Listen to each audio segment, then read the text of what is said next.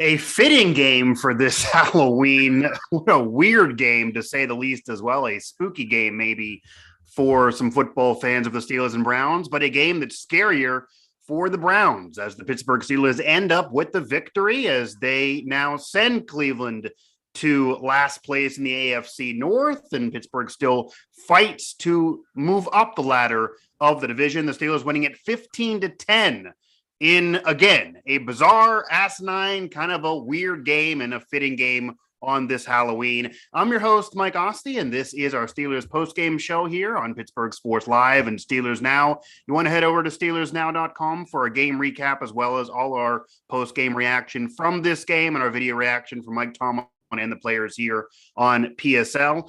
I am going to be joined here before I get to some of you fans in the chat. So feel free to chat along and we'll get to your questions here in a bit. But before then, I am going to be joined by a friend and colleague and WKYC-NBC Cleveland's Will Ujek here to provide maybe the Cleveland perspective of this rivalry game, this 2021 edition of Steelers Browns on Halloween.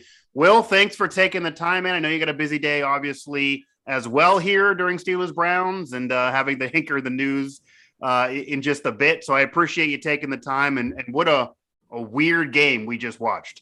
Yeah, you got it. I mean, this was an AFC North game. I mean, if we've ever seen one where it was just kind of almost boring in the first half. Yeah. A colleague of mine tweeted out, I feel like I'm just watching two mediocre teams right now. And I feel like I summed it up right now. I mean, hate to pour anything on any Steeler fans or Browns fans right now, but after watching this game, it just feels like these are two mediocre teams that really need to find something a little bit different if they have any hopes of doing any better this year, because after watching that, neither of them have the wherewithal to compete with the top teams in the league right now. Yeah, that's an understatement. I feel like it's going to be hard for anyone to disagree with it. I actually tweeted the same thing, so I agree with your colleague there. Yeah, this was a game between two average teams that whoever won this game, whoever lost this game, you knew the whole way watching it that coach, that team was still going to be heavily criticized this coming week for decisions, for just really the weirdness of the game, and certainly both teams struggling on both sides of the football. The Steelers do win it 15-10, though. Well, what I do want to ask you here is just your perspective. So this would be the opposing perspective of some decisions even the Steelers were making, kind of what your thought process is, and if that impacted anything you think the Browns were doing, because the Steelers were without a kicker for 70+% of this game. There was the early game decision of Mike Tomlin to go for the trick play, which then led to Chris Boswell getting hurt in concussion protocol. He missed the rest of this game. Clearly, the message was sent by Harvin not even attempting kicks that the Steelers were going to have to go for two, and didn't even have confidence in their superstar punter to even attempt a field goal at all. And obviously, that changed the dynamic of this game, maybe some controversy, and if there should have been roughing the passer on the Boswell attempt there on the trick play, since he was a passer on that play. But do you feel like that impacted any decision the Browns made throughout this game? Because that's an anomaly we haven't seen in a while. People that hate kickers had to love this game. No, you're right. And I thought that was going to actually come back to bite them at some point. When you can't kick a field goal, you have to go for two.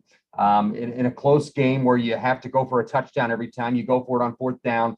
Whether or not that changed their perspective there, I thought it had a bigger impact on this game, but it turned out to not be. I think the biggest impact of the game, obviously and honestly, was the Steelers' defense. They jammed 8 in the box. They said, listen, you're not going to run it all over us. We know you have a great run game with this offensive line, with Nick Chubb coming back. Dearness Johnson looked good on Thursday. We're going to make an injured Baker Mayfield beat us, and we don't think he can. And it turned out that he was right. Now, Baker obviously was not helped with a couple of drops from receivers and stuff like that. But, you know, when it comes down to it, that's what the Steelers said was, listen, you're not going to run it over us. We're going to make your passing game beat us. And the Browns offense and passing game could not beat them. And it was a good gamble by Pittsburgh, and one that I honestly feel like other teams are probably going to take as a blueprint when they face the Browns now and say, you guys have this great running game.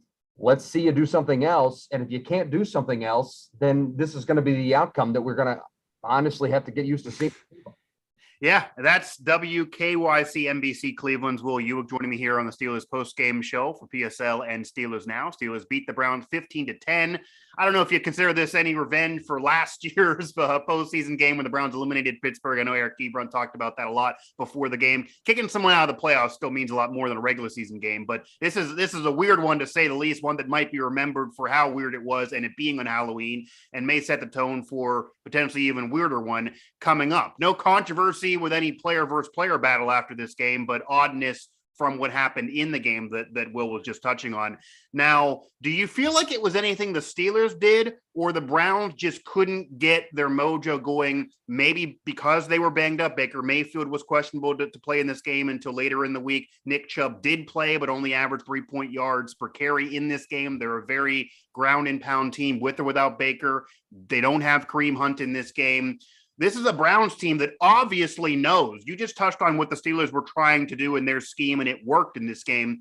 But the Browns know what the Steelers are going to try to do. The Steelers are very open. They try to rush the passer. They know the Browns are a run-first team. They try to get at the running backs as early as possible and then maybe make some plays later on in the secondary. It's a blueprint the Browns are very familiar with, that they have had success with dealing with in the past with a very similar team. Obviously, the playoff game, but even prior to that, they have played the Steelers well. And yes, this was a close game, but it did kind of feel like they couldn't get over the Steelers scheme. Is that just something the Steelers did, or is this a banged up Browns team that maybe in retrospect, maybe it wasn't a smart decision to have Baker play not fully healthy, or a banged up Browns team that just can't handle it and can't be successful this banged up? I hate to be that guy, but I feel like it's I'm going to sit on the fence here and say it was a combination of all things that you just mentioned. I mean, really, this is a point that a lot of defenses, I think, try to throw at the Browns, where they go, we're going to try to load the box up, but they still have to respect the pass. And I think the Steelers took it a little bit of a step further, where they stacked the box a little more than other opposing defenses with 8 guys in. Instead, we're going to make you beat us in the pass. The chemistry between Odell Beckham Jr. and whether it's Case Keenum at quarterback or Baker Mayfield has not been there for a while. You have Jarvis Landry coming back from an injury. You have Baker that's banged up, and we saw that kind of come to fruition on a couple of times. Yeah, I think of that 4th down and 1 where that's an obvious quarterback sneak setup that you don't run the quarterback sneak. Their first drive of the game. I mean, that's one that Kevin Stefanski has gone for time and time again. They decided to take the 3 points this time. That was a little bit of a different route that he took there, whether or not he would like to go back and redo that or not. But you wonder if it's a banged up Baker that makes him kick that field goal and take the 3 points there. But it was a perfect storm, I really feel like. And it probably has Browns fans and the Browns organization right now looking at themselves and going, okay, we're a 500 team. We're kind of at the bottom end of the AFC North here. We got a banged up team. What do? I mean, there's been rumors that Baker Mayfield may need surgery. Do you shut him down and just get the surgery? I mean, this was I hate to say it this early in the season and this early of a week, but this was a pivotal game to decide whether or not you're going to make a run for this thing and contend for the AFC North, or whether or not you're flirting with the wild card or going to be sitting this one out. Yeah. And they didn't show anything, I think, to anybody that said, you're a team that can run with the Green Bay Packers, the LA Rams, the Tampa Bay Buccaneers, the Baltimore Ravens of the leagues when you come in and throw up a dud like that on Halloween. Yeah, and then maybe they could blame it on Halloween. It was a weird night, and that makes sense for Halloween. But no, this kind of has been who the Browns have been so far this year. And in comparison to the Steelers, very similar, both kind of average teams. As we talked about at the top of the show, I think it's pretty clear, Will, these are 2 average teams. The Steelers won this game, but whether the Steelers would have won or lost, if this was 15-10 Cleveland, this would still be between 2 average teams right now. If you're the Ravens, you probably got to be watching this game pretty confident in yourself. They've looked much better to this point this year. The Bengals, who've looked good recently, are in a slugfest right now with the Jets. That would help these 2 teams out. But as you mentioned, the Browns are in last place in the division. And unlike the Steelers, certainly based off last postseason, they had expectations. Some were picking the Browns to be that sexy AFC pick to potentially represent the conference in the Super Bowl, which the franchise has never done before. And right now, obviously, the pressure is on Stefanski and company to turn this ship around, to at least get back into the playoffs, and then you never know. And it's not going to be easy with what they have in front of them. They do actually have a matchup with the Bengals here coming up. I just want to kind of lastly get your thoughts just on the Steelers from an outside perspective, and if anything changed here. Obviously, there's jokes back and forth between the fan bases, but from a media member in the Cleveland market who obviously watches Pittsburgh closely as well, what did you expect from the Steelers this year, and does this game change anything for you about your thought process to the Steelers? The Steelers did win this. It's been a roller coaster ride. Ben better now than he was earlier this season, but the Steelers certainly have their warts as well, and this game could have swung the other way. But do you think this changes anything in terms of the feeling about the Steelers from the opposing perspective now that they did get this win and they are securely at least not last place in this division with some potential chances to prove even more against the division here to come?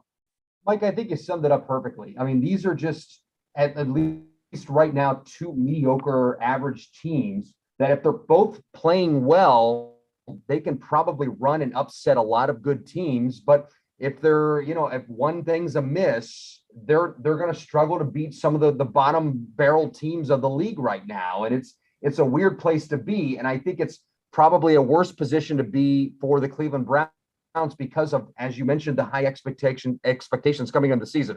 I think the Steelers knew coming into this season, you had a good run to start off last year, 11-0 and everything. But I think everyone kind of knew that, okay, Ben's kind of winding down. He's at the back nine, if you will, of his career.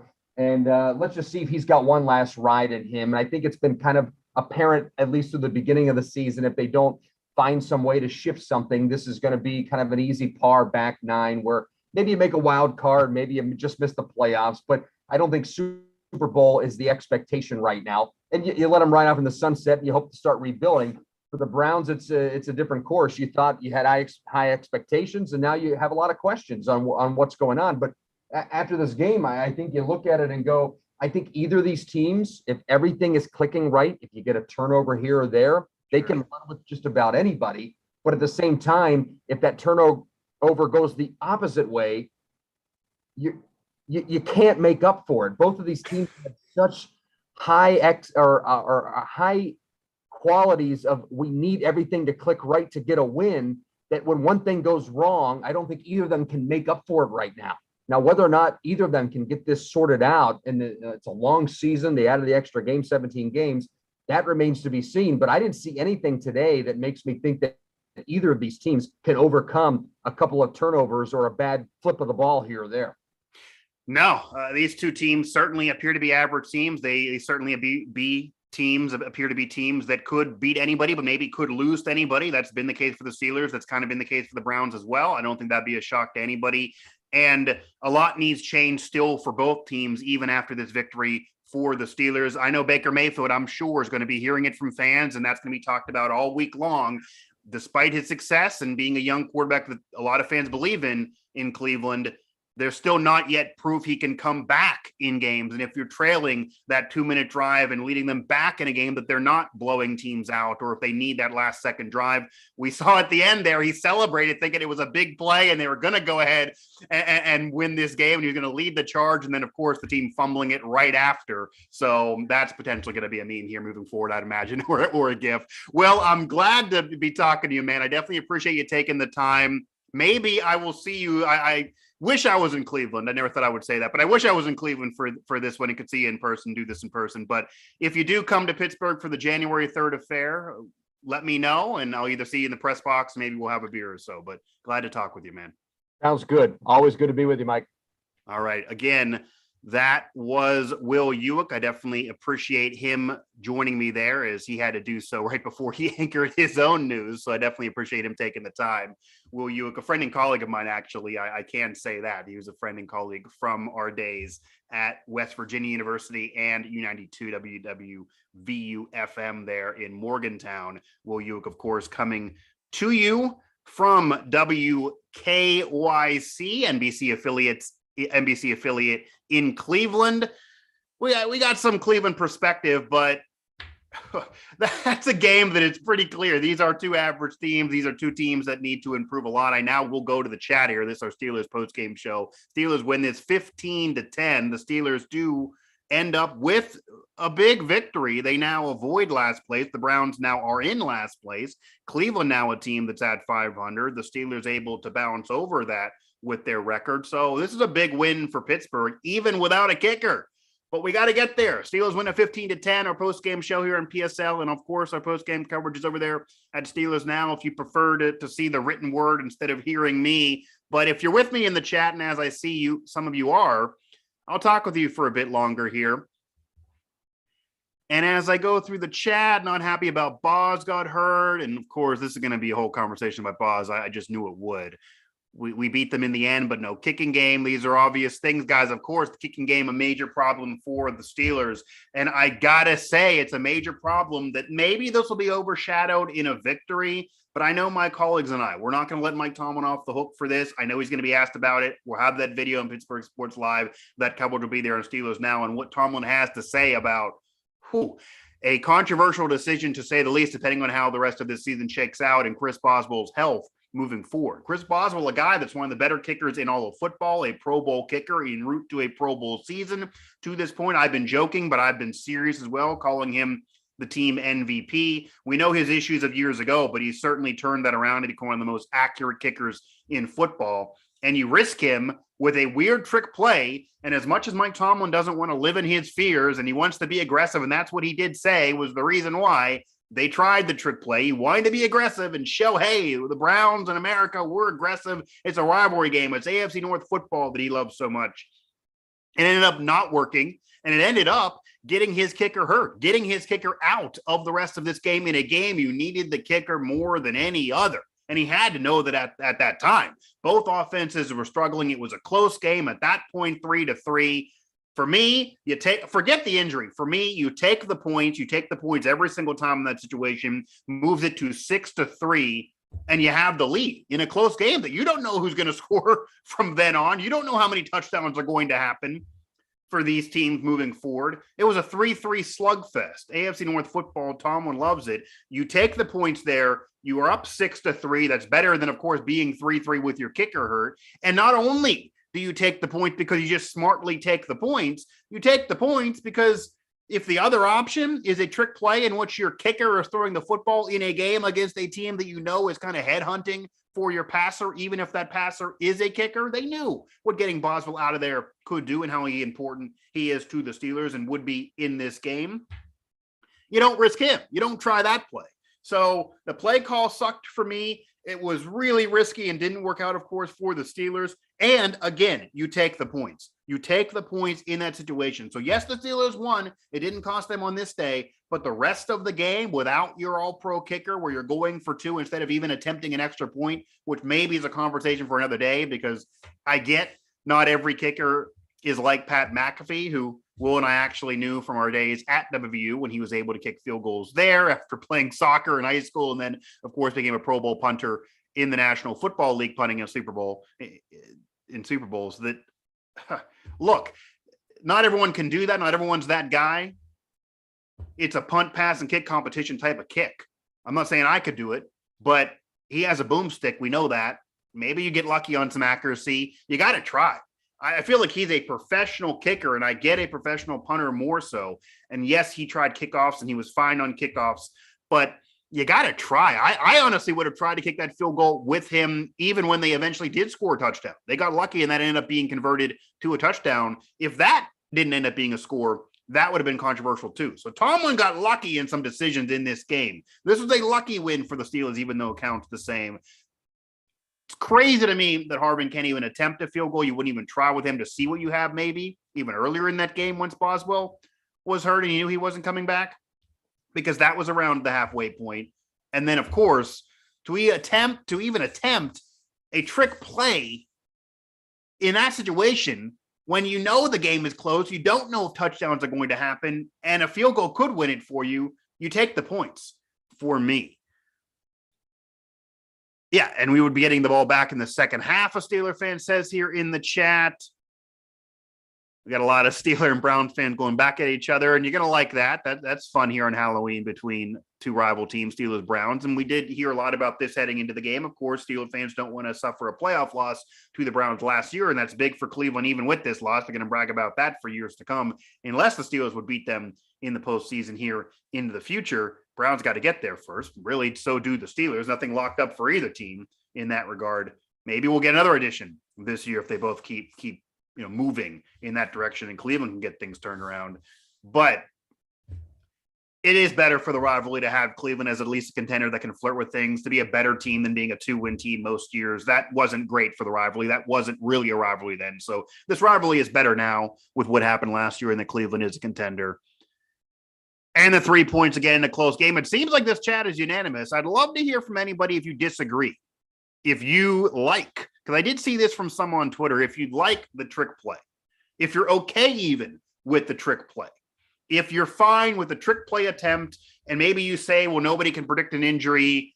You don't know an injury is going to happen. Nobody wants an injury, but you like the aggressiveness from Mike Tomlin. Does anyone like the aggressiveness from Mike Tomlin and actually like that play call, or at least fine with it? Because to me, that almost single-handedly lost this game for the Steelers, and that is still a decision by Mike Tomlin that needs addressed and will be talked about for weeks to come, even after the victory, because that's just a microcosm of Tomlin's weird decision-making, poor decision-making at times. Again, Hall of Fame coach, won a championship, not many playoff wins in the last decade, not going anywhere. He's already told us he's not interested in college jobs. Steelers don't fire coaches. He's not going to get fired. I'm not going in that direction by any means, but the decision-making has been poor. Okay, Bill, you're fine with it. You're fine with that decision to have the trick play attempt. It eventually did injure Boswell. You don't know that going in, though. For me, you take the points. Why are you fine with it? I'd like to hear that. Try to change my mind. And we're still early in this post-game show. I don't think it's going to happen, though, because, again, it was a close game. That's why I can't get over it. If it was a game that was touchdown city, if it was a game that maybe you had a separation, whether you're up by 14 or even if you're down by 14, if it just wasn't this Steelers-Browns Halloween type of game that we saw in front of us, that Will and I talked about being so weird and clearly telling you that both of these two teams are just average football teams and neither one of them can probably handle the elite of the AFC, let alone the National Football League, then maybe I would lean in your direction. Maybe I then would be fine with it. But no, you take the points, 3-3, you take the points, make it 6-3. And if you're going to not take the points, I'd rather line up and let them throw a pass, not a trick play, weird opportunity that led to Boswell being hurt. And again, not having him could have single-handedly lost this game for the Steelers. They do win it, but do not lose track of that decision could have really impacted this game the other way against Pittsburgh. Anything else here? Because Mike Tomlin was too predictable. Okay, well, he did make the comment. He did say, and we even heard this on the broadcast, that he did it because he wanted to be aggressive. Tomlin talks about for years he doesn't want to live in his fears. He didn't live in his fears there, but maybe his fears bit him or almost did bite him, and you know where. So, yeah, he wanted to be aggressive. He didn't want to be predictable. That wasn't predictable. I didn't think it was going to happen. I don't know if the Browns read it or not, but I certainly wasn't predicting that to be an attempt by Tomlin. I get that thinking. Again, I would rather do that in a game that's not like this one because the points were just not at a premium in this game. You don't know when the touchdown's going to happen. And maybe even more so than that, once you lose Boswell from this game, how do you not even have the confidence that Harvin can attempt a field goal? I get you don't maybe think he's going to make it. You don't have the confidence like a Chris Boswell. If he does miss, you're not necessarily mad at the guy because he's a great punter and that's what you pay him for. And I get that there are some punters that can kick field goals and some others that cannot. But Lord, to not even attempt, there was a 20-yarder that they didn't even attempt with Harvin. Again, it wasn't like it was a 45-yard kick. Obviously, then you go for it. But a 20-yarder, you don't even have the confidence that your kicker, he's a kicker, even though he's mostly a punter. He can do the kickoffs. You got to try, I would think. And I know a holder can be part of that as well. But it was just weird to me to not even try. Everything about this game was weird. I probably said weird 100 times. Take a shot here on Halloween as many times as I say weird, because that really is what this game was. You lose a kicker halfway through. You don't even allow your punter to try field goals. You're basically going for extra points all the way at the end. It becomes a video game out there. Again, anyone who hates kickers had to love this. These two teams clearly exposed themselves for many different reasons as being average, but the Steelers do win it. Anything else here in the chat, though? The Steelers, of course, win this game, a weird one on Halloween, 15-10 over the Browns. Maybe some revenge for last year, but 15-10 over the Browns. The Pittsburgh Steelers now have some easy games coming up here. And you looked at this schedule, Chicago and the Lions the next two, then on the road on Sunday Night Football against LA, who the Chargers are a solid team to say the very least, but certainly a vulnerable team also. Those games are usually close between the two. The Steelers could all of a sudden turn around and be 6-3, 7-3. But as Will and I talked about, these two teams have clearly shown that they can lose to anybody just as well as beating anybody. So you don't know. This is not murderer's row in front of them, though. And then the Bengals and Ravens after that Chargers game. The Bengals, who certainly proved they can hang with the Steelers earlier in the season, also are vulnerable, even though they've been playing well to this point, and they do have a young quarterback, even though I love Joe Burrow. The Ravens look like the class of the division. That certainly will be a problem. Minnesota's then winnable. Tennessee, they've been exposed. They've shown they can be vulnerable. Kansas City, you think that game's a loss entering the season, but they have not looked good at all. Their run with Patrick Mahomes being an MVP and going to the Super Bowl every single season right now is absolutely in doubt. Then Cleveland again, and then the Ravens to close up shop there on January 3rd or January 9th, the Cleveland game January 3rd. So the schedule, which going into the year looked really, really hard, especially at the end, and things always change in the NFL. We all knew that was a possibility. I don't know if we knew it was going to shake up this much because that does not look like that hard of a schedule. But they easily could be 6-3 and then start losing some games. You also don't know. Steelers do get this win, a big win for Pittsburgh, which certainly keeps their playoff hopes alive. Honestly, this might have been a must-win for Cleveland as they're now last and now at 500 here. I'd never do that with no backup. I'm not sure what you're talking about there in terms of maybe, are you talking about Harvin? You wouldn't have attempted the field goal. I don't see what's the difference of attempting. Again, you don't know that touchdown's going to happen the way this game was going. I would have attempted the kick, a 20-yarder. I would have attempted the kick even with a punter, but they know him better than me, of course. We simply didn't execute. If that's from the Browns' perspective, yeah, you definitely didn't execute. And again, we talked about this with Will as well. Baker Mayfield in this offense, not healthy. They're very banged up. A lot of pressure on them. OBJ still not involved in this game plan at all. I don't know how they're ever going to get him involved. At this point, if you can't throw him a football and he can't get more than one catch in a game, I don't know why he's on this roster with the money he's getting. Landry certainly hasn't been healthy. A lot going on with the Browns. Hunt injured, not playing in this game. Landry only one catch for 5 yards. Again, Nick Chubb, 16 carries, 61 yards, an average of 3.8, 21-yarder there as part of it. They're a ground and pound team. They just didn't get it done on the ground. Baker, 20 for 31, 225, no TDs, no picks, 86 quarterback rating. So, yeah, they did not execute. The Steelers' perspective, though, and how Ben played is always a part of this evaluation. I think overall, Ben played a good game. I mean, Ben has certainly been worse this year. Ben may have been better at times, but you're not going to get the Ben that's better at times. You're not going to get the Hall of Fame Ben in his prime. You're not going to get a Ben who can take over a game and do it on his own. Ben's more of a game manager, and that's going to be what works for you when you win. That's what worked for you last year when you were 11-0. The Steelers win this game, and Ben goes 22 for 34, 64% on the completion percentage, 266, a touchdown, no picks, was sacked a couple times there. That's on the O-line. I don't think the O-line had a good day, even though Ben did have a solid one. His quarterback rating, 98.4. Ben played well enough to win this game. The way this game went, the way this game was dictated, this was not a 20, 30-plus point shootout that you were going to see. Ben didn't need to do that. We didn't see big plays, but Ben didn't kill you. Ben did enough to move the football when he had to. And Ben made some smart decisions in this game that, say, the Browns did not, and maybe even Ben's coach did not, of course, with the Boswell situation. So I think overall, okay, you're a Steeler fan. Yeah, the Steelers didn't execute either. Neither one of these two teams played well. I do think Ben played okay, but yeah, Najee Harris, 26 carries, 91 yards. He only went 3.5 though on an average per carry. That is in no way good. They didn't really get receivers involved in this game hardly at all. Deontay Johnson, that big reception at the end for 50 yards. Prior to that, only one other catch that really was of note. Chase Claypool was not able to be, as good as maybe you'd want. He hasn't emerged in a while with that beast of a body, 4 catches, 45. Deontay Johnson, 6 for 98. He certainly was their best receiver and clearly has become the team's best receiver and true number one when healthy. Pat Freiermuth emerged again. This was a game that you need your tight end in an AFC North style football game. He was the reason why they won this. Pat Freiermuth, to me, could be one of the best tight ends in football at some point. 4 catches, 44, 7 looks, and a touchdown, a big one. So his stats don't say he did as well as I think he did watching this game. Those numbers aren't gaudy, but he certainly has become a solid tight end, very reliable. Ben loves him. Ben talked about all through camp how much he loved him and did compare him to Heath, which naturally he'll be compared to. But I think he was solid in this game. Of course, Cam Hayward, TJ Watt, even Minkah Fitzpatrick at the end, they played well in this game. Minkah was a bit quiet early on. Fans were getting on him, did make a play at the end. Devin Bush was good early, then he certainly waned out. Devin Bush needs to be better, of course, and with Spillane not playing, unless Bush steps up as that draft pick that you trade up to get a couple years ago, he's always going to have fans upset at him. Spillane has played okay, went in there. I don't think he has the ceiling of Devin Bush by any means, but there's a lot of hype around Devin Bush. You just haven't got that if you're the Steelers, and a lot of that is injuries as well. He was hurt for basically a year.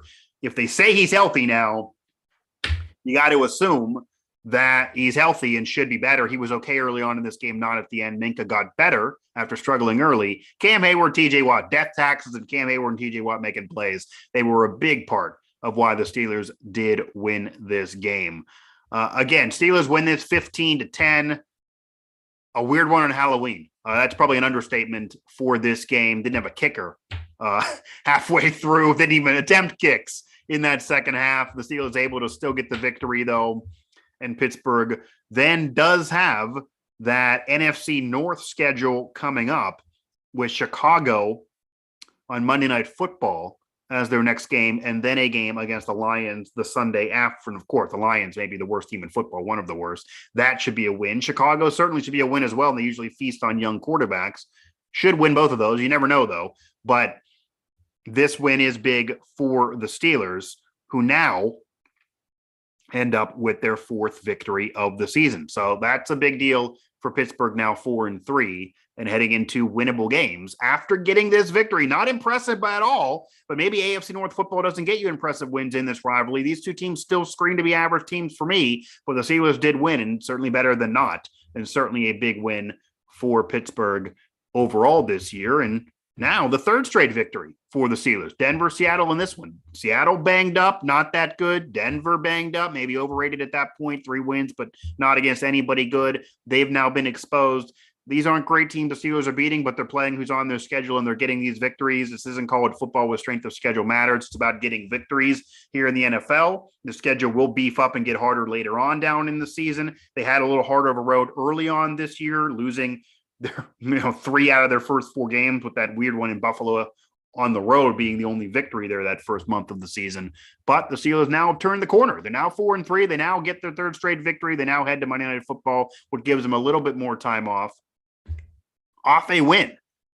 An odd one, a weird one. Take another shot. I've been saying weird a lot during this broadcast against Cleveland here on Halloween. One thing I do want to touch on here for me before we close up shop on this post-game show, one weird thing before this game even got underway, it kind of had a tone of weirdness, is Zach Banner not playing in this game at all. I'd love to hear what you guys think about Banner not playing. He ends up becoming inactive in this game. And after all week of him practicing and rumors he would play in this game, and the offensive line did not have a solid day. The offensive line needs help. Chuck Okorafor needs help. He cannot get it done with any type of consistency. We have not seen Banner in over a year. He's a big unknown. I know him. I trust him. I think he can be good. I certainly think there's no reason not to try with him. He did beat Chuck Okorafor for the starting job in camp a year ago. So it certainly makes sense that he could be good. But I don't know if they're seeing something in practice they don't like when he is out there. Obviously, he hasn't practiced tons. If he's healthy, and he was reported as a healthy scratch, so not injured, not on the injury report, but a healthy scratch. If he's healthy, I don't see why he doesn't play. If he's healthy and he doesn't play, what good is he, of course? But you can't even decide anything on him with this unknown. You have to try him in a game to know what he could be. He won your job in camp at one point, not for nothing, but because clearly he impressed something at one point. I trust the coach to see him in practice there, DeFonte. I get it. They clearly don't like what they're seeing in practice. Clearly not. I still would like to see him on the field to really know. And again, are you not liking what you see out of him in practice because you don't like what you see out of him in practice? or are you not liking what you see out of him in practice in comparison to Chuck Okorafor and the rest of the O-line? Because how are they impressing you in practice? Chuck Okorafor, not good again. Is he impressing you in practice? I don't know. The Steelers' offensive line has been porous or banged up most of this year. They've had their moments, but Kendrick Green at center, he's young. He's been up and down. Of course, Dotson, Chuck Okorafor. No Pro Bowlers are coming from this O-line. This isn't the veteran group that's been there in years past. I don't get, unless you really have seen him be so horrendously bad, went out there, and maybe he's not even fully healthy, even though you have to eventually say he is, that you still have no confidence. It got to eventually give here. I would think if Zach Banner is a healthy scratch again next week, and that is another day of practice that I'm sure Mike Tomlin will use, knowing him well. He practiced during a bye week last year. He will use that extra day with Monday Night Football coming up. Then you're really in trouble if you're Banner in terms of getting ever on the field or what's going on. Maybe we need to learn something else in terms of the Steelers maybe are keeping something close to the vest and not wanting to tell the media. But for him to be a healthy scratch was very weird for me. I could see if he was hurt. He's been out so long. He is an unknown. There's no way I can say I guarantee he'll be good, but I'd like to see. And again, is he worse than Chuck Okorafor? Because that might be what you're deciding between, and Chuck's not good once again. Okay, if you thought he played well, it's a different story. For me, I didn't think he was good. Yeah, Najee got some holes a little bit, but if you look at Najee's numbers, they don't support what you're saying. Under 4 yards per carry again. This isn't the big day that Najee had the last couple games where he's emerged. He does get tons of carries throughout these games, which is good, especially in this game when you're trying to hold on to a lead and it's ground and pound and it's AFC North type of football and your passing game's not really working as effective as maybe you would want. Yeah, Najee, a factor, and it makes sense to have him be a factor in this game plan. We certainly saw that late, but Najee Harris, 26 carries, 91 yards, but an average of 3.5. That's what you want to look at for running back. Yeah, if you get 30 carries, you're probably going to get 90-plus yards, if not 100. But he didn't even get 100 yards on the 26 carries. He does get himself into the end zone. His longest on the day was 11 yards, guys. Not like he had a 20-plus burner. And again, an average of 3.5. An all-pro running back, you want to see at 4. But this isn't me casting any aspersions on Najee. He's been good. He's a rookie. He'll get better. I believe he can be an elite back in this league. The offensive line did hold him back at the beginning of this season. I don't know if Okorafor had that great day that some are thinking. Maybe it wasn't as bad as other games because he's been really, really bad at times in the past. Overall, the offensive line could have been better. Maybe not to their expectations, but could have been better. Ben played certainly well enough to win, and they did win. The receiver crew outside of Deontay Johnson didn't get to do enough. They didn't do enough in this game. Chase Claypool needs to do more with his opportunities, meaning yards after the catch. That's what he's paid to do, those yak yards. He's a beast. Show it like he did last year. He's basically just tuck and running and getting the reception, that being it. And again, 4 of 45, only 5 targets in his direction. This was a heavy Deontay Johnson day, and it's pretty clear now because this was a debate entering the season with Juju and others, especially with Juju being hurt. Did Ben Roethlisberger trust Deontay Johnson more than anybody else? He's clearly the number one. Deontay Johnson, 6 catches, 98 yards in this game, an average of 6.3 when he touched the football, and 13 targets in this game. It could have been more. Maybe it should have been more. He still had an overall great day.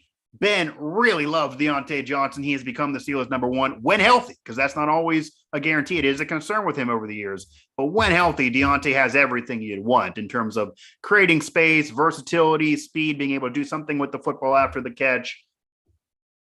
He's the best on this team. I thought Juju was just a slot guy, even though he's great at being the slot guy. Claypool maybe is the other debate. He could do more. He hasn't been doing more for a while, though. It's been Deontay. It's been the Deontay show. And Ben clearly thinks of Johnson as that top receiver. But you don't want to have that much of a disparity between Deontay and Chase and the other receivers in terms of targets. 13-5. Freiermuth with 7, 4 catches for him. Gentry even had 5 targets. You got to have that open up and be a little closer. Otherwise, teams are just going to key in on and try to eliminate Deontay and then make it easy for you. Anything else in the chat? I am going to get close to ending this post-game show. A lot more covered for you throughout the rest of the day, throughout the week coming up. Maybe I'll even do a mic drop show because I think this game potentially calls for it. Maybe a reality pill for the Steelers here coming up despite the victory. Maybe I'll try to bring somebody else on here, give you some Steelers media perspective of a colleague of mine or somebody out there, maybe even in national media. as well. We did get that From the Other Side type post-game show with Will. I wanted to get him on one of these and thought this game would make sense for it. But there were some things maybe I would have liked to talk about with a colleague that covers the Steelers in terms of that decision by Tomlin. We got the opposing perspective. It did believably potentially change the Browns game plan. Maybe they thought that would win the game for them. It almost did cost the Steelers the game. It certainly made the rest of the game weird and murky for some decisions by the Steelers, certainly even more concerning with Harvin not even able to attempt field goals clearly and Tomlin not having that confidence in him. So the Steelers won this game. They were lucky to do so, though. A lot of decisions that we talked about the rest of this week, and if they would have lost this, Mike Tomlin would be getting blasted right now, and honestly, maybe still will, but they did get the victory. And for me, you take the points. I also don't like that decision. I don't know if I can be moved off for that, guys. Try to find me over there at Mike Asti 11 on Twitter if you do want to continue this argument over there in terms of that decision. Oh, that could have cost the Steelers the game. That really, really could have. That could have been a single decision to cost them this game. It did not. Browns didn't get lucky enough to have it be what cost the Steelers this game that Will was alluding to. But what a decision. That's the most controversial decision Tomlin's made this year, and it almost cost them a game. It did not. So maybe it'll be forgotten, but I'm tempted to believe we're going to be talking about it for a while, and I still do not like it. Nonetheless, though, the Steelers do get the weird Halloween victory over their rival, maybe some dose of revenge from last year's postseason game. The Steelers winning this 15-10, now getting to that fourth win, and they now have Monday Night Football coming up against the Chicago Bears. Certainly a winnable game. Then the Lions after that, certainly a winnable game. So the schedule in front of the Steelers after a big divisional win, a big win over the Browns on Halloween here, and they send the Browns to a place they're very familiar with. Last place in the division.